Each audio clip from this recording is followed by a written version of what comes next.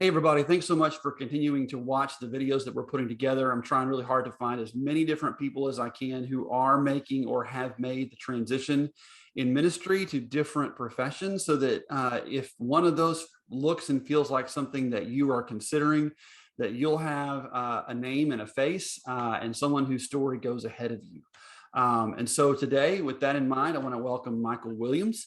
Michael and I have gotten to know each other through other members there in Nomads, and I'm grateful for the chance to spend some time with him. It was great to hear about some of his story and kind of the space that he's in that's not unique, but I think it's also this snapshot that's really critical for us to capture as we talk about what the transition out of ministry into other professions looks like. So, Michael, welcome. Tell us a little about Thanks. Thanks, Trey.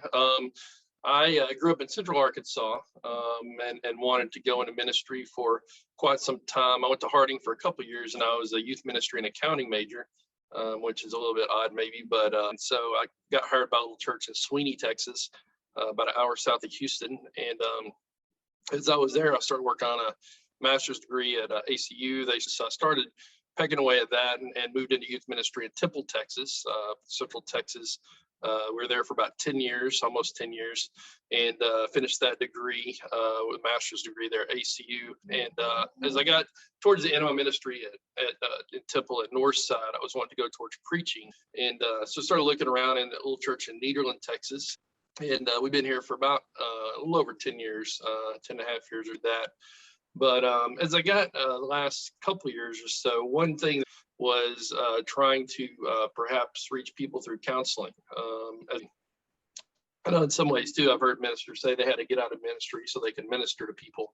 And I feel that a little bit in a sense, not that I'm not ministering to people, I'm ministering to sort of a finite number of people, but I think in some ways I feel like, you can be a blessing to a lot of people, counseling and that's all. Particularly I've talked with one church that I could perhaps counsel a couple days a week there, sort of as an outreach counseling type situation as I do my internship along with an office type setting. So I kind of got to the point where particularly I think I want to go into full-time counseling and go. So I think it's kind of a natural transition and kind of like to where my heart is, and helping people and all people. I've enjoyed youth ministry and adult ministry and senior adults. I'm comfortable with about anybody. So it's been kind of a good fit in doing that. And Michael, you're making a transition. One of the questions we sometimes get, that I sometimes get from people that I'm visiting with, is it feels weird to be looking for my next thing while I'm still doing this thing. Am I being loyal? It is loyal to my church, to God. If I'm already looking beyond ministry, and how do I do ministry and look somewhere else? If you had someone like that sitting in your office right now and you had to say, look, here is the 3 bullet points you need to be thinking about in making that transition to assure you that it's okay, what would you tell them? I wasn't trying to double, bait and switch by any means, and say, give me some time so I can finish this and I'm going to leave. It wasn't like that wasn't where my heart was. This last semester really was where I kind of got to the point of, they need a new voice in the ministry, I think, and to try to kind of just lightning rod maybe and get some new ideas and some new directions. And I was kind of burnt out in some sense, and I don't know, it's different circumstances. If you're comfortable with your leadership and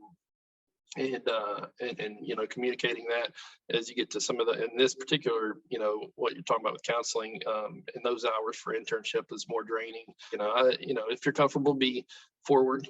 I know some situations you may be uncomfortable and you may say, hey, I'm looking at doing this, and they may go, well, you're gone, because we don't want anybody messing around and doing other stuff while you're supposed to be working full time for us. So it's kind of a feel thing in some respects, but also at the same time, a lot of those further education opportunities are things that you can do kind of in your extra time, and work on completing those before you get to the point of saying, hey, this is what I'm looking at doing maybe and moving forward. But in my scenario, it was sort of a comfortable transition. For a minister who assumes that, well, I can just go do therapy work, I could go be a counselor because I've been a minister, give them a moment of pause. What is it they think they might be good at? that they're going to have specific skills for if they want to make that transition professionally. Does that make sense? Somewhat. I know on the front end, kind of part of the reason I said this is like I know how to counsel, as a minister, and I know some of the spiritual concepts which are important. But I don't know the nuts and bolts of a lot of it, and kind of some of the first classes I took was a lot of counseling theory, how people work and how you approach change and things like that. And so that was very enlightening. They've done research on what influences the counseling relationship, and like 40% of it, a lot of studies say, is the counselor client relationship.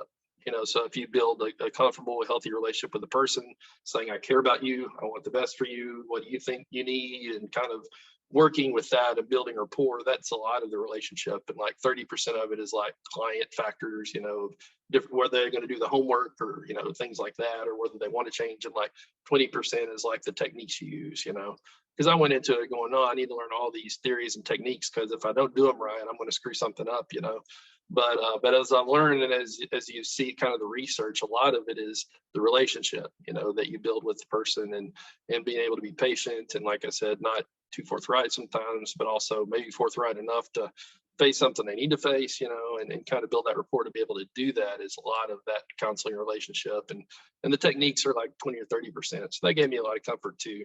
To kind of go, okay, well, maybe I won't screw things up so badly if I say something wrong, or do that, as long as my heart's in the right place and the relationship's building and kind of helping the person get to where they want to be and need to be, then it should be going in a positive direction. So yeah, there's a lot to learn outside of ministry and being a Christian. Like I said, any average Joe Christian that's not a minister can counsel someone, and give them wisdom and advice and encouragement. But there's a lot of richness that I've gained through the process of doing all the counseling, learning the psychology of it and the techniques and all that type stuff. So awesome. Michael, thank you so much for your time. I really appreciate it. Blessings on this transition that you'll be making here in the next few months. A move to a new state, a change in job, and having 2 adopted young children. Yeah.